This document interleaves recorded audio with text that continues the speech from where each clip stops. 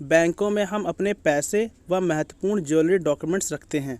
लेकिन क्या आपको मालूम है कि सदियों पुराने समय में बैंकिंग सिस्टम कैसे होते थे? चलिए हम आपको बताते हैं। अरसों साल पहले बैंकिंग सिस्टम होते थे और इनमें क्या क्या जमा करके रखा जाता था। मार्को वर्ल्ड न्यूज़ के मुताबिक सदियों पहले मोरक्को में अमाजी समुदाय द्वारा उपयोग किए जाने वाली बैंकिंग सिस्टम रबाद इगुदार कहलाती थी। इसे दुनिया का सबसे पुराना बैंकिंग सिस्टम कहा जाता है।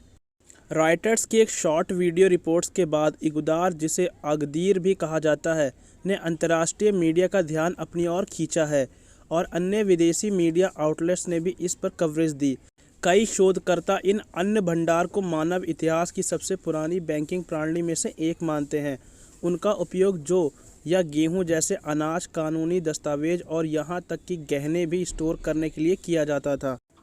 रिसर्चर प्रोफेसर खालिद अलरोथ ने रॉयटर्स को बताया कि ये सामूहिक अन्न भंडार बैंकों के शुरुआत होने से पहले संकेत हो सकते हैं, क्योंकि जब हम बैंक कहते हैं तो इसका मतलब संपत्ति की रक्षा के लिए एक सुरक्षित स्थान। उन्होंने आगे कहा कि यह प्रणाली उतनी ही पुरानी हो सकती है जितने पुराने हमारे पहाड़ हैं। इनकी स्थापना की तिथि निर्धारित कर पाना मुमकिन नहीं है।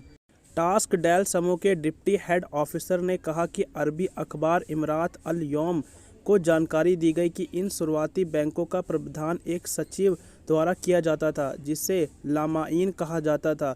साथ ही लगभग 10 लोगों की एक समिति द्वारा भी निगरानी रखी जाती थी, जिसे इन्फ्लास कहा जाता था। यह समिति विभिन्न जनजातियों के प्रतिनिधियों से बनी थी।